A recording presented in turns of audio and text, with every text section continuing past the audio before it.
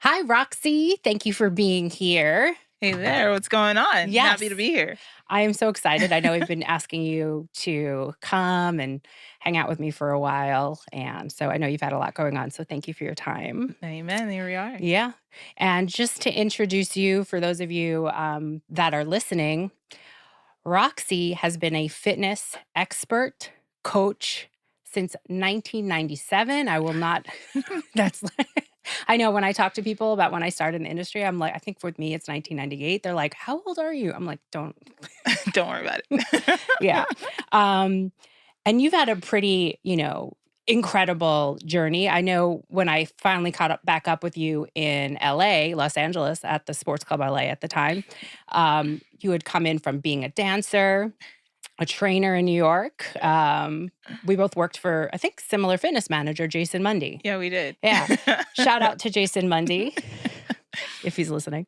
And you went through a pretty incredible journey and still are.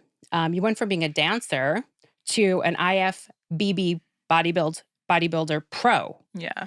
That's pretty incredible because a dancer has a different figure than a bodybuilder pro. And I watched you go through that transition. It was really inspiring. So I definitely want to talk about that. You still work one-on-one with clients. I know your business is coaching online. Let's first tell me about that transition. Can you walk me back? Like, you were a dancer and you decided to go, your transformation was incredible. Talk to me about how that happened and what motivated you to make that transition at that time. Yeah. So, I first got interested in fitness because I used to watch those competitions on like Saturday morning cartoons back in like the 80s when they used to show. They were on? Yeah, they used to watch like bodybuilding. Like they used to show bodybuilding after like the Saturday morning cartoons. I Like, never knew that. yeah, Okay. seriously. Like after NBC World of Sports or something like I totally that. missed that. Yeah, you did. It was great. But then also they would show, when ESPN really started to come on the scene, they used to show like bodybuilding shows back in the day because they didn't have any other programming to put on. So they would put on all these obscure sports and stuff. So bodybuilding was one. And they had the fitness competitions with the women flipping around and doing all that stuff. And also those workout shows on the beach, like with like Kiana on the beach and stuff like that. Oh my gosh, I remember that. Those I remember. Yeah. Okay. Like I used to be so obsessed with those. So I started watching them and I always knew like, because they were always like in California or Hawaii somewhere. And I was like, I'm going to be a trainer one day. I'm going to be like that. I want to be on television and do competitions. And in the background, of course, I was training as a serious dancer to become a professional dancer. So fitness has always kind of been in the back burner for me like that. And so I started to train for a show back in like 99, but then I got walking pneumonia. So I couldn't do it. Okay. Pulled out of that. And it wasn't until like 10 years later or so that I was like, okay, I'm in a position where I can go ahead and do this. And that's by that point, I already moved to Los Angeles from New York, where I was out here doing more like focusing on acting and some dancing stuff. What year did you move to LA? 2008. Yeah. So that was even after me. Okay. Yeah. Okay. So I got here in 2008. And at the time, like when I had moved here, I had already been working for the Sports Club LA back in New York. I think I started with them probably in like 2005 or so, maybe 2006. I don't really remember at this point, but that's what got me to the Sports Club in LA. And that's how we met. Yes. Yeah. So then about a year after I moved, and I remember actually that when I was working at the sports club, there was a woman who came up to me and was like, oh, you should do bodybuilding shows. Like, you look like you'd be really great at it. Isn't it crazy how people do that every once in a while? They're like, you should be a bodybuilder. Yeah, like, really? yeah. Like, yeah. But I was really intrigued because I was like, yeah, I really want to get into that. So I went to a show on Venice Beach. I think it was like one of their like, I don't know, Memorial Day, kind of like Labor Day show. I think they have it every year. Yeah, right? exactly. So that was like my first real experience seeing a show. And I was like, yeah, I'm going to do it. So I started to train. And next thing you know, I was on a bodybuilding stage, like really finally fulfilling that goal that I had for so many years of competing. Yeah. And I guess I can say like the rest is history. I kind of like rose up the ranks. Got my IFBB Pro card, competed at the Olympia. So it's like a pretty wild ride, actually. Yeah. What you think you were motivated because you saw the bodybuilding shows and you were like, wow, that would be interesting to try to look like that? Yeah, I was really into superheroes. I think back in the day, I mean, we are all watching like Shira Oh and my gosh, Shira. right? What was this thing? Princess of The Princess of Power. That's right. Yeah. Princess of Power. Yeah. I'm Aurora. Yeah. Yeah, okay. Anyway, so that and also like I was really into like Thundercats. So like Me too. Chitara and all of them. Like so I Yeah. wanted to She was look the like pink that. one, right? She Chitara was the cheetah. She was like a Okay. cheetah. Yeah, Okay. I yeah. thought she had like a pink color on her uniform, but I might be thinking about something else. Yeah, so like all those superheroes, the X-Men and all that. So I just wanted to look like like all of them. I was like, they look so good. Yeah. And then of course getting that daily diet of bodybuilding shows on television every weekend. Mhm. And as I was a teenager, I started watching it more. So it's just kind of like one of those things that's like, I want to do that. I want to look like that. Like they look incredible. I want to be like that. Right. Be like a superhero. Right. So it just made sense once I started to get into it. Yeah. Yeah. I'm assuming your training and nutrition had to change along the way. Yeah, I guess. I mean, I have always been the type of person to look at everything from an integrative approach. Yeah. If that makes sense. But how everything should have balance in some ways.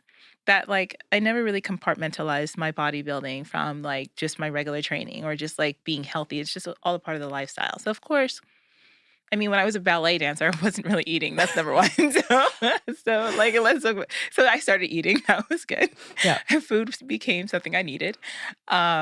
So I started to just really pay attention, though, more to macros and calories and like how to do meal planning. I got really into learning about nutrition and that whole thing from being in bodybuilding because I had to. Right. You know, I had to master that art. So I guess it was more of the fact that, of course, I was eating and then eating more soundly and in a way to get the physical goal, but also things that I could maintain for Yeah. a lifetime. Yeah. So, I mean, I was really inspired by your transformation because I've always been somebody that's loved muscle training, I call it, or loved, building a strong physique. It was really empowering for me as a woman. And, when I started back in New York City as a trainer or just started working out, for some reason, I loved being strong, feeling strong. And it wasn't really as popular at that time. You had a couple other women in the gym from my experience, like that were also into like putting on muscle, but everybody was really scared, I feel like at that time, especially not generalizing for all women, just for a lot of the women that I was coming in contact with, because I started as a trainer, they were scared to get big and bulky and, turn into looking like a bodybuilder. Some people didn't want to, they were nervous in that. So, but what I wanted to go over is you had specific things that helped you put on muscle to the extent that you did. You didn't just start eating well, right? You had to change your training, the weights, things like that. Can you talk a little bit about that and maybe perhaps what was the most challenging part of that for you? Because I have a friend also that's competing. She's not in bodybuilding, she was more in figure. And man, the process she went through, like I wouldn't call her like a couple of weeks before contest prep because she was like on her mood, like she was on hardly any calories. So I know that she looks at it as a sport and I get that. And for a sport, you have to have specific type of training. So were there things that you did in addition to the nutrition, in addition, like walk us through that? Because you can't just go out there and put on a ton of muscle as a yeah. woman. Yeah. Well, I mean, first of all, like when we say bodybuilding, we mean the whole umbrella of it. Because even Right. bikini competitors will call themselves bodybuilders because it's a part of the sport. Okay. And I started off in figure actually. Oh, Yeah, so okay. figure was where I was, and then I went into women's physique, which is a cross between. It's kind of like bodybuilding light in a way, but like lighter than lightweight bodybuilding. Yeah. It's like that between fit figure and bodybuilding. But anywho, I mean, here's the thing. There are some people who use a stack of fantastic steroids, and I just never wanted to be one of those people. So you really have to hone in on nutrition and training. And it really is a matter of eating like, and I'm not just talking about regular eating. I'm talking about when you need to put on muscle. You're slamming down 3,000 calories a day easily, A lot more. Yeah. or Okay. 3,500 calories, like, and training like a beast because you've got to really, you have to like get your body, coax it into changing, Yeah. and realize that it does take more time to do that because it's not going to happen overnight. But like, as far as training is concerned, I've always been more into kind of like, I guess you can call it like functional training. I was Mm. always into more functional motion Yeah. training and stuff that like really moved you on different planes of motion when I was mostly focused on dancing. But when I got into bodybuilding, I really got into the more hardcore, like, one body part, like, Yeah. like that Let's that train thing. one body part Yeah, 2 times a week. or yeah, I love that. or I would do like, back and biceps one day and then maybe like back with another day and Yeah. like it just kind of like you just play around with how the different ways that you can really target a muscle and then, put the volume on top of it. So I mean, the thing about it is that, and this is the boring part about it, there's no magic formula. I Yeah. wish I could tell people that there was some magic, but it's just like, dude, it's science, it's training hard, and it's being patient to allow that time to happen. I mean, I come from a line of athletes. So, I mean, I have the genetic capacity to, I mean, and everybody's genetics are different. Right.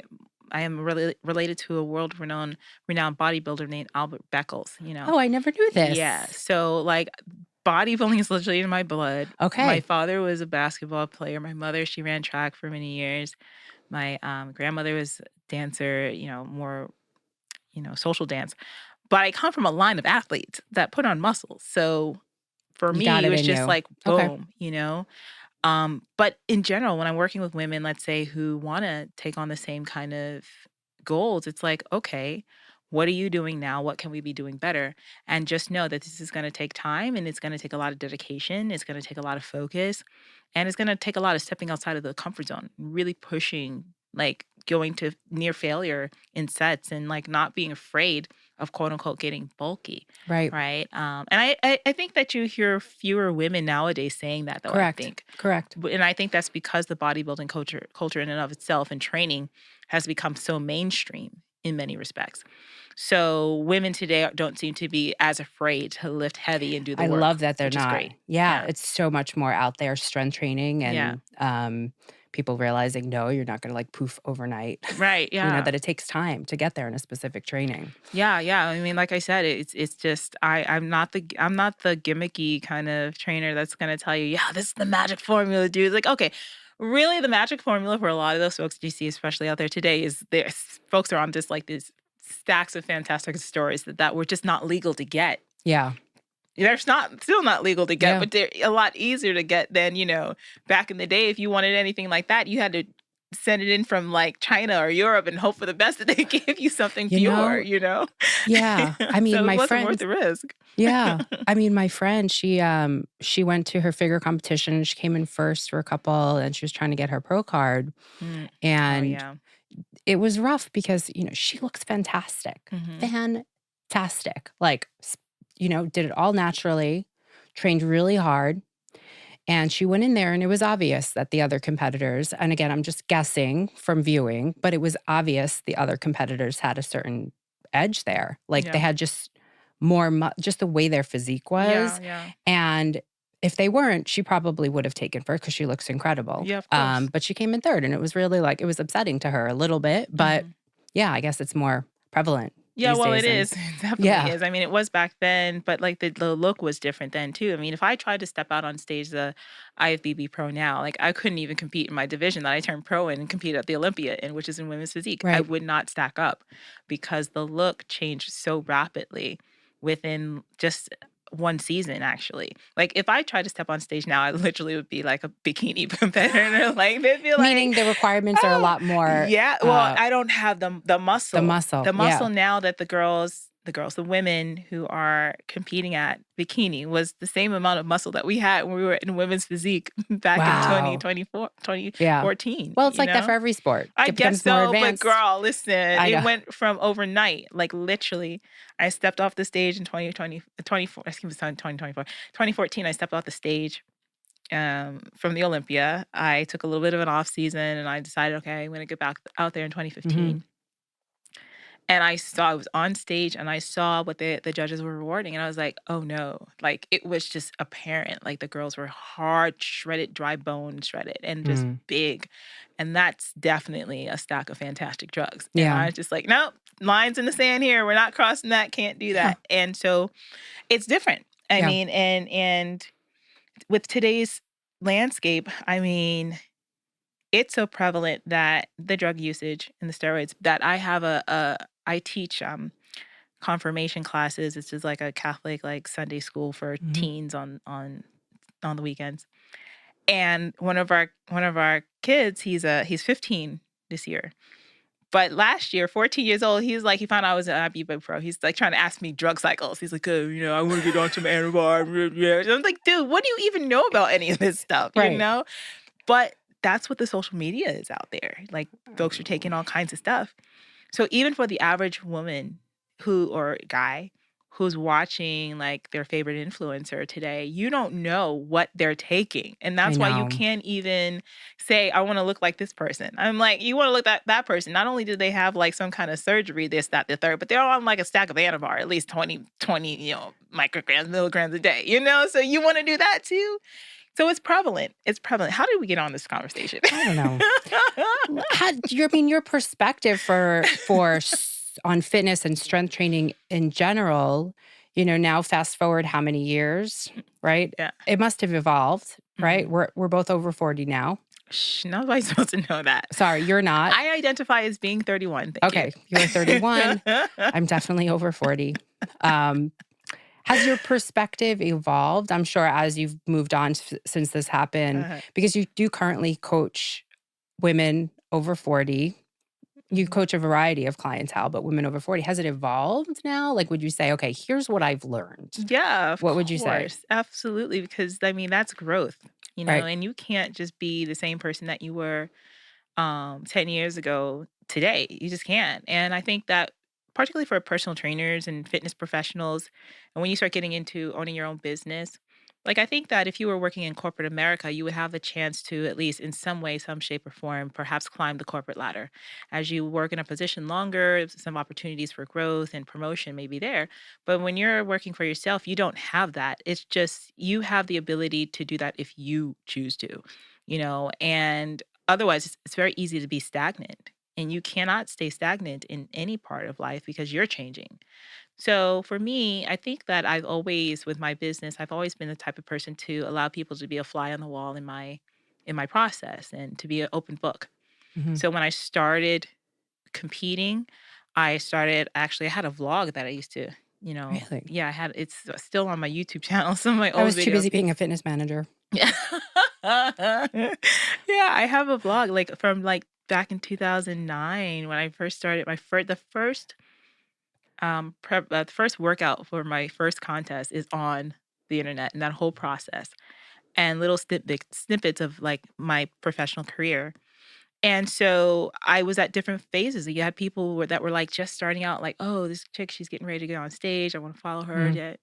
Then I did that, and then I was competing on the national level. Now I have this whole bevy of experience to share with my audience and other people that wanna do this. Yeah. Then I turned pro. Then I got to the Olympia.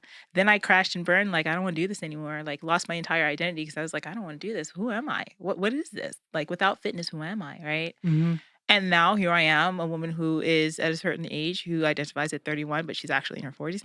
Uh, I love uh, that. I'm gonna totally use that. I identify as I 31. identify as 31. But hello. Hello. That's a good one. I'm gonna use So, that. so like, I mean, the body is changing and you're at a different phase of life. A lot of women out there, they've had kids and stuff like that. I haven't had children. But still, my body is not the same as it was when it's 20. And we're all going through this Mhm. process and this change that nobody ever talks about. And here I am from the perspective of, okay, I'm as a fitness professional who has all of this experience, all of these things, and even I can't stop the passage of time. So here's how I'm dealing with that. So you have a whole window of a new audience, and then the women who've been following along all this time, what, almost 20 years or Right. so. So yeah, you evolve, you change, and you have to be open for that and be willing to talk about your mistakes, things that you've done great, things that you didn't do so great. And so yeah, I mean that for me is how, as a business owner and a fitness professional, how I can keep myself relevant and current and still able to grow in the way, like, if I were working in a gym situation, I'm pretty sure I'd be like a manager or something by now. You know what I mean? I'd Probably. be like a GM or something. But Right. how do I do that in my own business? And that's through growth and change and allowing that to be a part of what I offer. Yeah. So So if a woman came to you right now, who's, let's just say, 40 or older, we're starting to deal with perimenopause, which is, getting more out there, which I'm happy about because I need that information. um, it's real, and menopause. And, there's a lot of research out there right now how strength training muscle is the organ of longevity. What are the components that go into if somebody did come to you and they wanted to start strength training, not necessarily going pro? What are some things that you would look at with a woman 40 plus to help them start that journey and putting on some muscle tissue to help with longevity? Yeah, I mean, I've always said that one of my biggest monikers has always been that exercise is the fountain of youth, and that you really want to have longevity, you want to be able to move and be healthy, you got to have muscle, you got to be able to make sure fitness is integrated into everything you do. And so in that respect, one of the things that's a big part of my platform now is I rebranded my, at least not my business. My business is Rockstar Fitness, ROXSDAR Fitness. But the social media handles is now redefining bodybuilding because I feel like I'm redefining what bodybuilding means, right? Yep. In so many ways, it's like you think about bodybuilding as getting on stage and doing this, and or guys like, but it's like no, anyone who's training, you're building the body, right? Right. So let's redefine what that means for you at this stage of life. So it's like for any woman, I think that you got to train. I mean, there's no way around it, and you don't have to be training like a bodybuilder, and you don't have to be training 5 days a week, 2 hours a day, to twice, 3 times a day. No, anything that you do to train your body is building it. So how do we want to build it for you? So I think that resistance training should definitely be some component of that, and doing that at least 2 to 3 times a week would Right. be fantastic.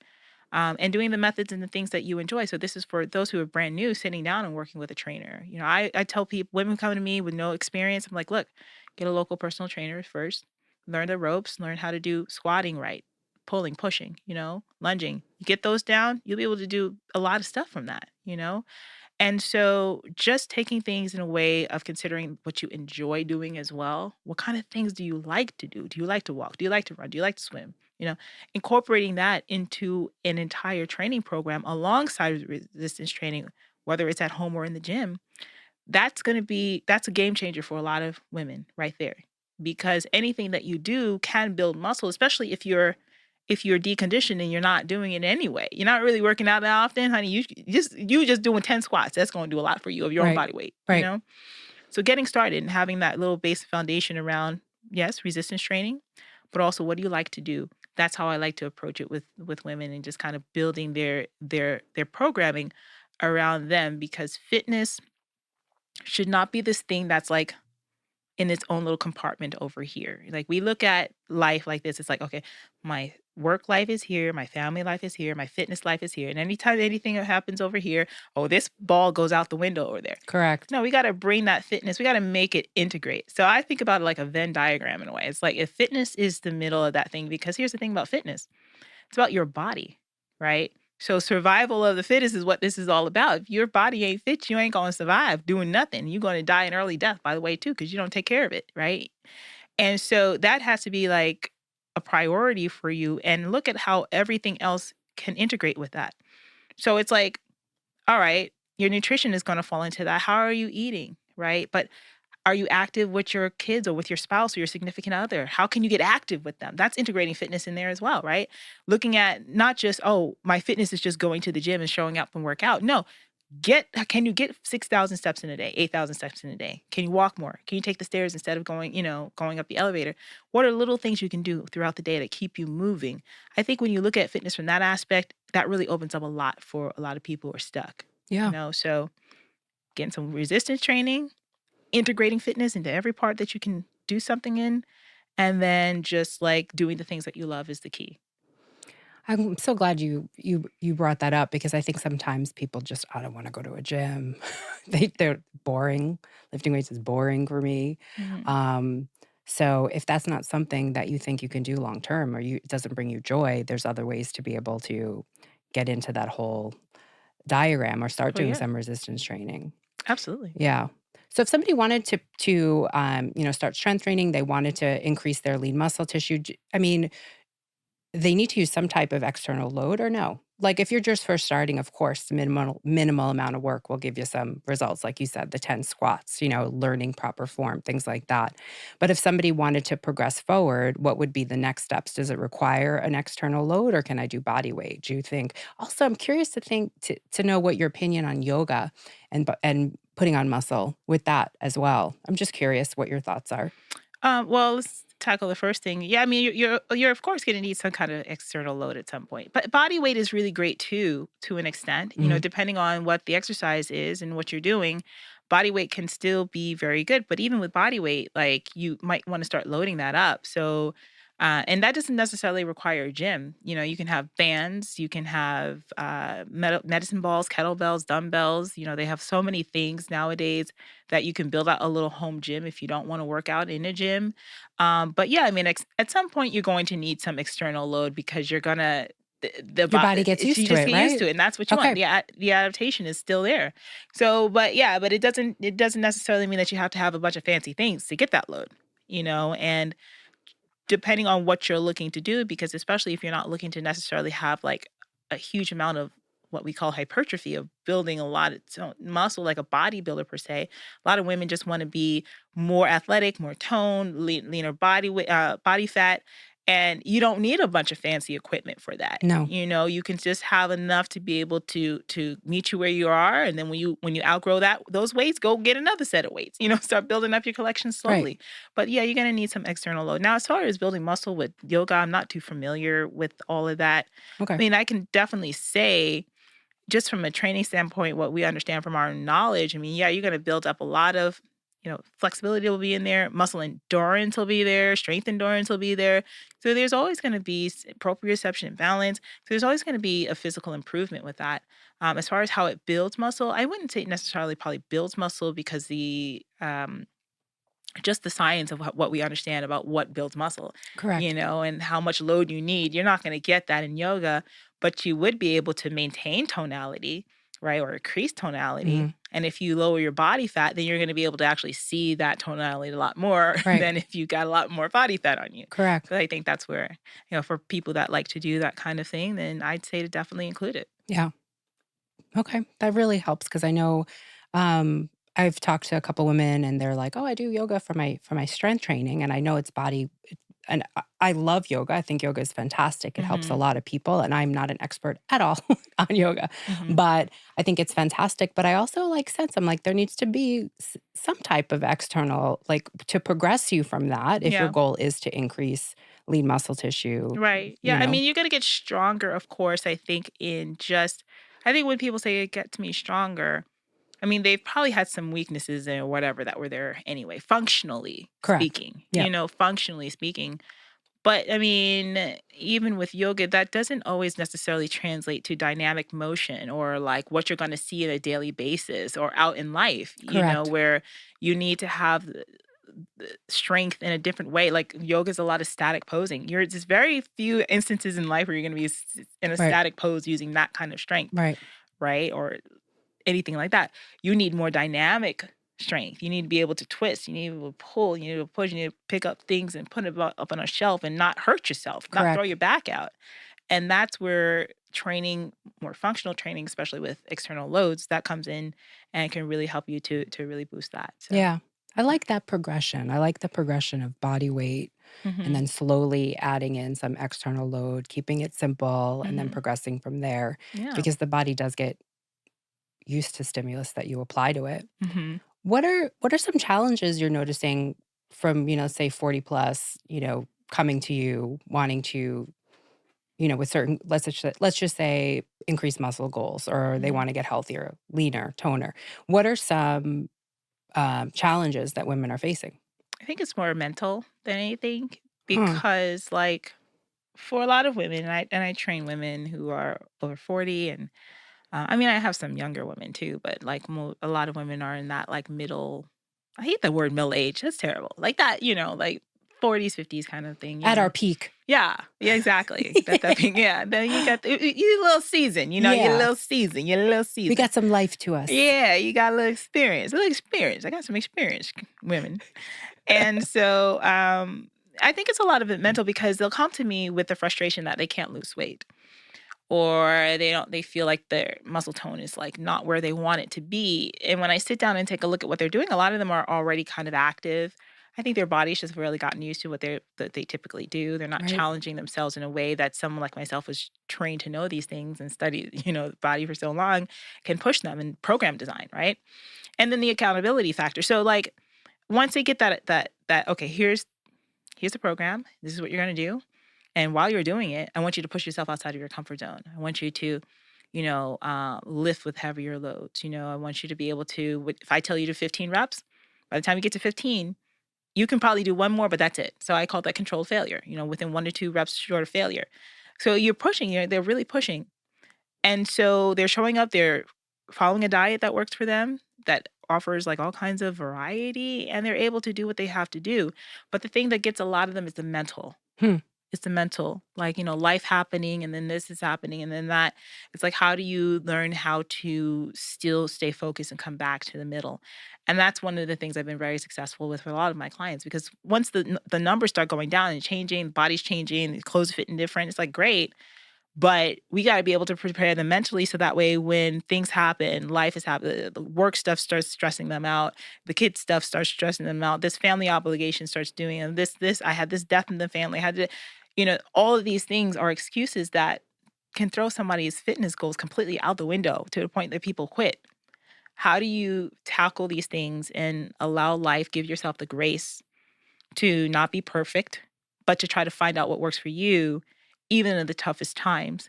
And then when the air starts to clear, because you never left the foundation, you've just changed things to match where you are mentally, emotionally in your life, you're able to get back on the saddle. And I think that being able to teach women how to do that, and I say women, and I don't know if there are men in the audience, of course, men as well would be the same, but I train with a lot of women. When we're able to do that, it's just like a night and day difference in how their bodies start responding and then their ability to not only get the changes, but to keep it forever. That's huge Yeah. because that does happen quite often. So it's kind of like what I like to explain it as is you kind of change your rhythm. You have different rhythms. Find a way, keep it in, just you have a different rhythm to it, and then you can go back. That's awesome. Yeah. I can see that being really helpful for a lot of women, possibly calling and be like, I have so much going on. I'm doing this, I'm doing this. I got to put this on the back burner. It's like, no, this is the time when you really need to stay with me or Right. let's work through this. Let's figure out a way where you can keep it going, Mhm. but in a different way to adapt to your current lifestyle, which is awesome. Yeah, I mean, that's one of the things that I always tell my clients is that as a coach, because a lot of my work is like, I mean, I started off working in the gym. I did my time, I did my time in the gym. I think that, and the reason why I say that is because, in today's landscape, especially with everything being so easy to get online, like, you get a lot of people who might like to just work out, and then all of a sudden now they're an online coach and trainer. It's like you never even spent any time in the trenches, getting in there and rolling I up your know. your sleeves.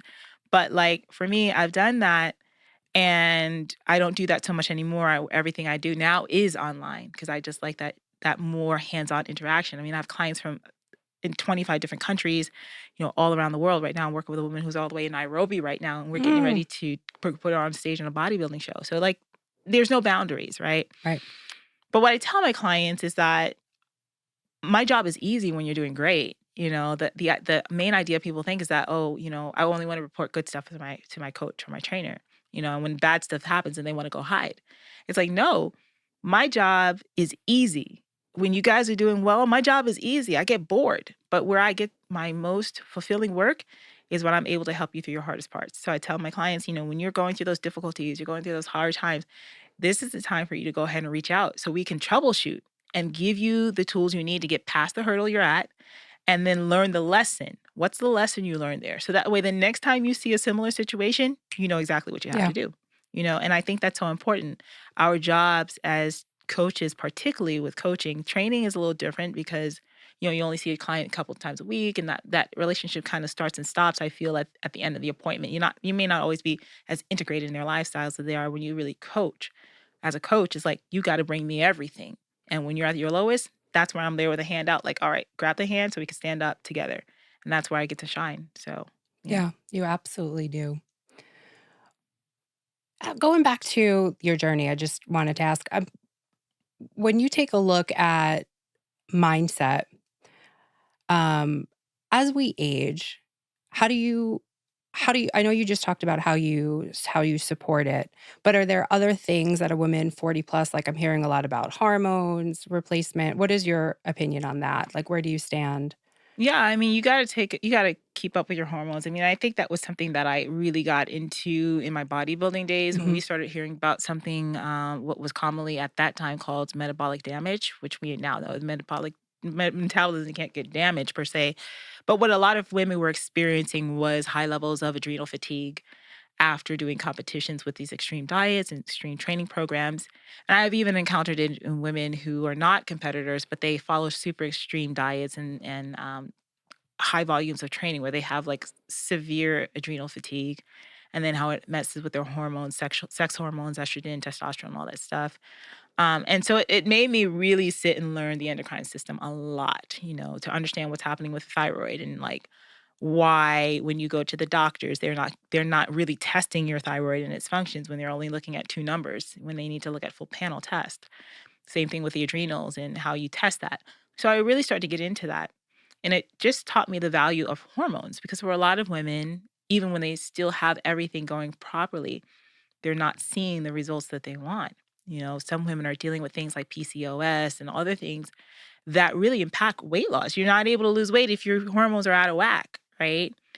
And so I think that for all ages of women, not just over Mm. 40, but just even your 30, I think 20s, I don't know, when you're young, you still got that little, I call it your little pipsqueak body, you just got out of I your teens. know. You don't even realize how great it is until you hit about 30. So you feel like, whoa, it's like, I was wait. there until about like 41, Yeah, I mean, I was 42. there. I was there In my for a while. 30s, I felt like I was like, all right. And I Yeah, was like, oh, I guess this aging thing's not affecting me. right. And then boom, 40 came. I was like, hello. Hello, hello. Bye My bye. hormones are like, yeah. So yeah, so like that's where so for every woman is different. Every woman is different. But like, one of the things I say is like when you've been on a training and diet program for some time and your body's not responding in the way that you may expect it to, and you're making sure that you're crossing all your T's, dotting all your I's, you're doing everything right, and your body's still not responding or it's really slow to, then there's likely an issue hormonally that needs to be looked at, Mhm. whether that's an issue within the thyroid, whether that's in the adrenals or the sex hormones. Those are three places you're going to see it. And so I think that it's really important, particularly for women over 40, because now our bodies are really changing. You got this crazy fluctuation of all these sex hormones. And then, for some women, they have underlying hypothyroidism that they don't even know they have. You go to the doctor, they say you're normal, but you're on the low end of normal. You ain't supposed to be there. You're supposed to be at optimized levels. And so looking at those numbers when you do your annual checkups, looking at your vitamin deficiencies, because you got a deficiency in vitamin D, guess what? That's going to thwart your fat loss as well. You got energy issues, might be about a vitamin B, deficiency. So looking at all these numbers and keeping track of them are so important. And the hormones are definitely a driving factor behind all of that. Yeah, absolutely. Still working on that side. Yeah, yeah. Don't worry. I mean, it's a lifelong It thing, is. It is. Taking a look at your journey so far with bodybuilding, transitioning, years going by and now where you're at now, it's obvious that you have wisdom and a ton of expertise. Probably just useless facts in my brain I just can't get rid of. It's just, um, if you look back at when you were more doing bodybuilding to where you are now, how has your outlook and mindset changed? Because it does seem different. You're still the same old amazing Roxie. Like I love.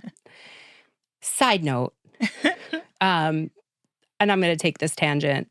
I met you at Sports Club LA.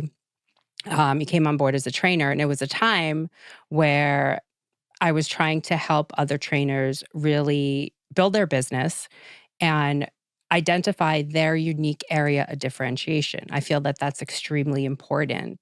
As a trainer, who are you? What do you stand for? What would training with you be like? And getting to know you. So I would try, I'd go through like worksheets or whatever. I would try.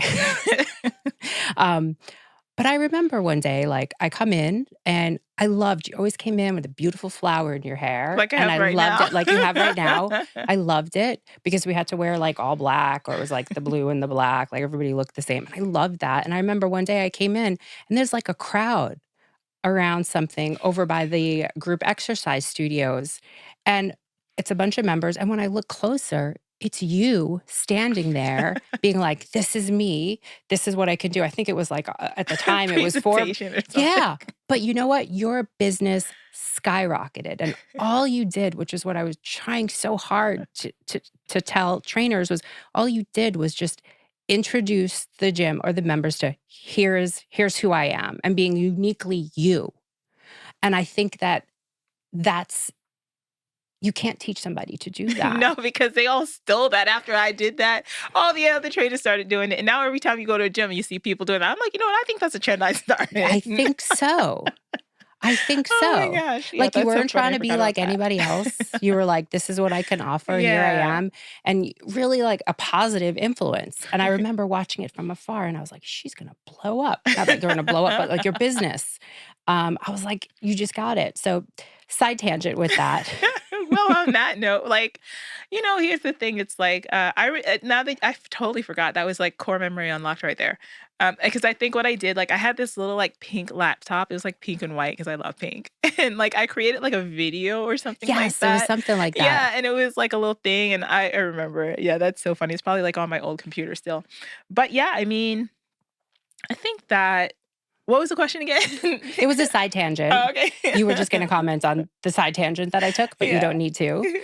My original question before I went side tangent was taking a look at your journey up until this point, Mhm. you know, looking back at, you know, bodybuilding, dancing, bodybuilding, and transitioning to where you are now.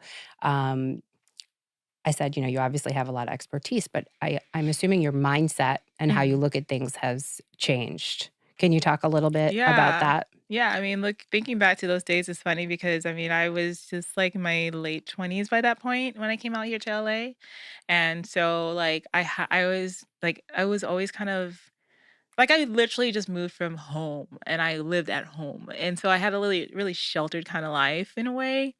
So everything to me was like sunshine and rainbows and everything is so great, you know? And like, you know, maturity teaches you a little harsh things about the world. It's like, Right. oh wait, especially if in LA, it's like, oh, it's not so sunshine and rainbows out here, is it?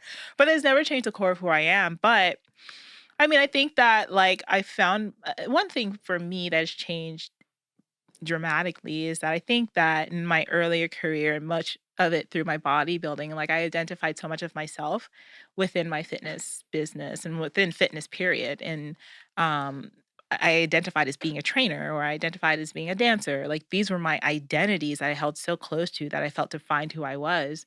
And when I was no longer doing those things, like I really didn't know who I was at the core. And it rocked me because it was just like I felt kind of worthless. It's like, well, you know, here I am still trying to keep a business afloat, which I did very well, like just kind of feigning it to an extent. And then I just told my audience, like, look, I don't even know. Like, I'm so disconnected. I'm just really trying to find my footing again. And I think it's another thing about longevity and career and just being where you are and being completely honest with your audience and your client base.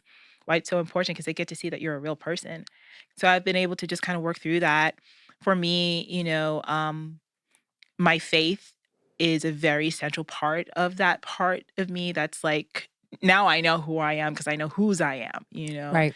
And so any other thing that I do is just an offshoot of that because the core of who I am is already that solid. And I think that maturity has definitely changed in the way that I approach the way that I talk about fitness. Whereas for me, it's like, you know, I try to tell my clients now, hindsight being 2020, and then just looking at the world that we're in, you know, fitness has changed so much over the last decade. Mhm. Going to the gym now, we were talking about this earlier, like going to the gym now is like a completely different thing. Whereas the gym rat, does not like the gym. I know, me neither. I hate the gym now. Yeah. It is not the same. Like the gym It's was, not community. it's not community. It Right. is still in the group classes, possibly. Kind of, sort of. Yeah. Yeah. Yeah. But like the gym used to be not only the place that my solace for my sanity, but a place that I wanted to, you know, change into Chitara and Shira, Yep. you know, but it was also my social circle. I had friends there, trainers I knew for years. And then after the pandemic, all of that changed. And then the landscape of the fitness bros and the influencers took over the gym life. And it's just not the same to me. And so like I see the industry for what it is. It's a multi-billion-dollar industry that's put together to keep you naive. It's not there to help you in many respects. You have people like myself who are passionate, but the louder voices just want your money. They want to feed you lies and gimmicks and stuff like that. So my thing now, how it has evolved in the maturity in my messaging is like helping women particularly to see past that mess. It's like there is not a standard. You are the standard. You're the standard of yourself. And the world is trying to tell you to meet this standard and this look, or you're worthless if you're not this. No, break all of that away. At the end of the day, how do you feel comfortable presenting to the world in your own skin and your own body? Because at the end of the day, you're going to have to live and die with this body and this person that you are. You get to shape that. So I think that's a lot of the messaging that I'm about now. It's not about the external, like, wanting to turn heads everywhere you go. And it's like, that stuff, who cares? When you're 80 years old, you're not going to care whether you turn a head when you walk in the room, but you're going to care whether or not you're mobile enough to get up and walk by yourself, or if you're riddled with disease or not. And these are the things that we get to switch focus on. Yeah, you can still look good, but if the outcome of you training and dieting and doing all this stuff, the outcome already is you're going to fit into your old jeans and look good and turn heads. Now, what are you training for? What does it matter? So I think that's a lot of the maturity that's happened with me now. That same old, effervescence and Right. innovative Roxie is there, but it's more wisdom. And even like at this point, this is why aging is a beautiful thing, and maturity, because I can sit down and have a conversation with a young, bright-eyed, bushy-tailed Roxy type of girl Right. who's looking to get into fitness and do all this stuff, and she's coming to me for contest prep.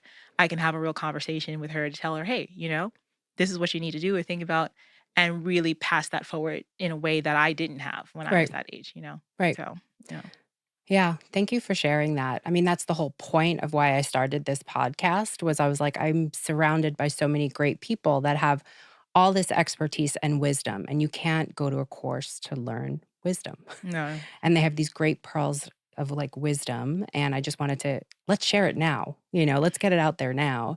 Because I do agree with you. I think, to be a certified personal trainer, I don't believe in California you need a certification. You can say you're a personal trainer.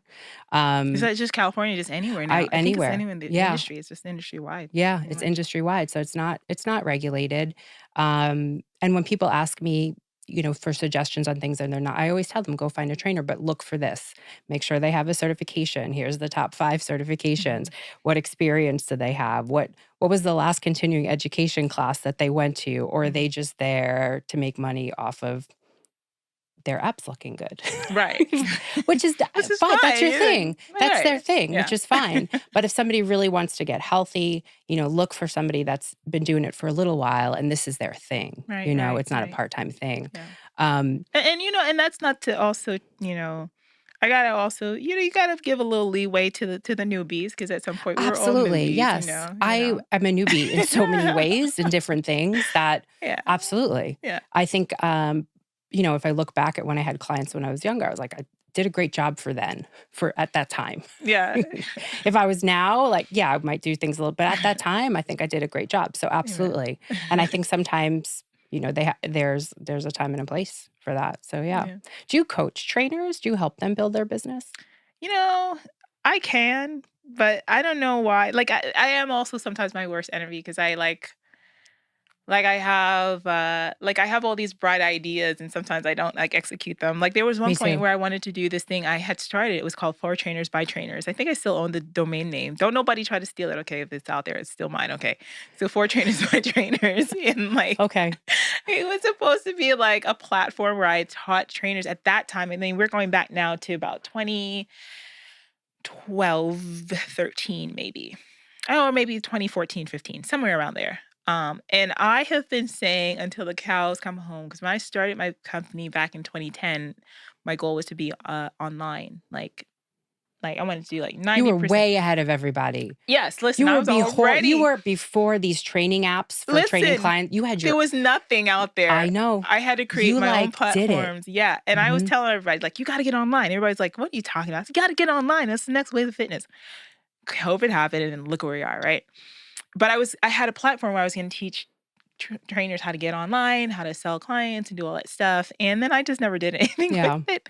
But I think that at some point, because of course, I'm always kind of thinking ahead. Like, because when you own your own business, you've always got to understand, like, what's going to be the exit strategy? Am I going to be doing this for the rest of my life? And I Right. don't think I really want to coach and train for the rest of my life. But I think getting into more motivational speaking and just like helping with other trainers to develop authenticity. Because I think Hmm. I'm seeing a lot of ads now for, get your business online, make $100,000 a month. And it's like, that's not real. Number one, that's just not realistic for a lot of people. And teaching people how to show up authentically as fitness professionals while still earning a living, while still building businesses that change lives, I think that's something I would love to do. And I think that requires more hands-on mentorship and closeness and with working with clients versus like some of the stuff like that's being thrown out there with advertisement right now. Like, I don't know if that makes any sense. It absolutely does.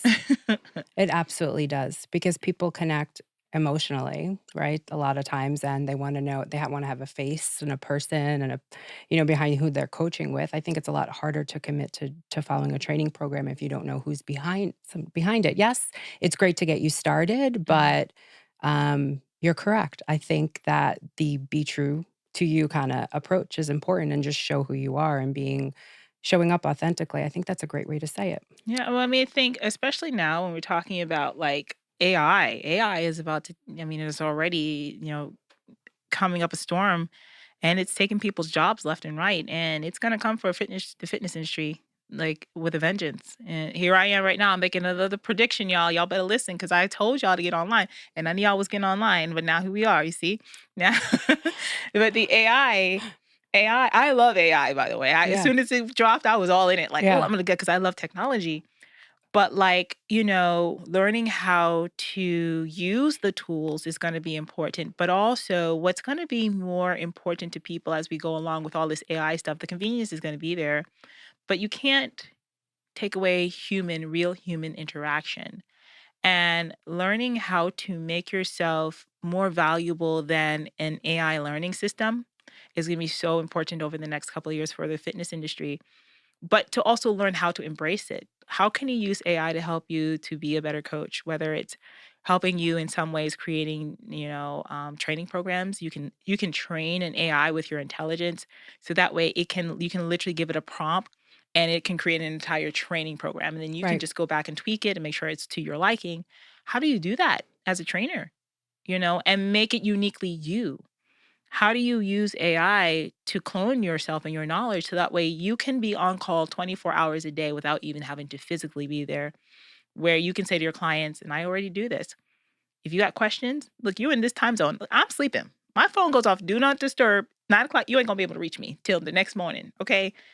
So how do you're in a different time zone. How do you get help from Roxie? Oh, the AI coach with her knowledge and her voice to go ahead and help me out. So how this is where it's going. So trainers nowadays need to really learn that your individuality and who makes you who you are as a human is going to be the commodity. And if you understand that and you're able to monetize that, you're going to be able to build an incredible business off of that, because the AI software is going to be cheapo, but it's gonna be everybody's gonna be on it, Yeah. you know? But if they go to hire a coach, they're hiring the coach because they're tired of this and they want that personalized connection. And it's really gonna be important for you to identify what that is and why you're a better option than the cheapo, quick option that everybody's gonna be on within the next They will be. 3 to 5 They years. already are. They already are. I already have clients doing that. Yeah, Yeah. yeah. Um, to wrap up, Mhm. you have I keep mentioning, your wisdom and experience. If you were to take a look back, and give somebody advice, this person is just starting in their fitness wellness journey. We've all dealt with clients trying, whether it's a health risk, just want to look better, to just start, feel better, play with the kids, whatever their goals might be. If you were to go back and give somebody one piece of advice, like this is my advice to you if you're just starting in a fitness program, what would it be?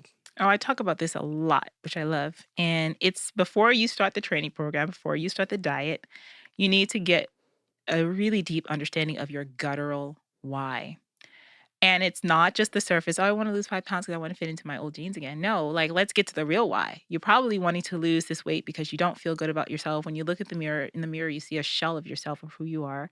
that you're an emotional eater. You're not really, you tend to soothe yourself emotionally through food, and other things that are really the real factor as to why you cannot get the body that you want. And I call that, what is the guttural why? Why is this goal important to you? And why must you never fail at it again? And I really have my clients sit down and do what's called, we like to do goals every 8 weeks together. So I tell them to create a claim to greatness statement. So after you get your guttural why, your claim to greatness is, in 8 weeks, I am going, and they have to say it like this. We're on a phone call. They have to say it with this inflection. In 8 weeks, I am going to accomplish blank. And whatever that blank is, you're going to fill in whatever that goal is, rooted in your guttural why. If I do not accomplish this goal, this is what I stand to lose. So that way you understand that it's not just, again, the surface, I want to lose 10 pounds. No, there's something deeper than that.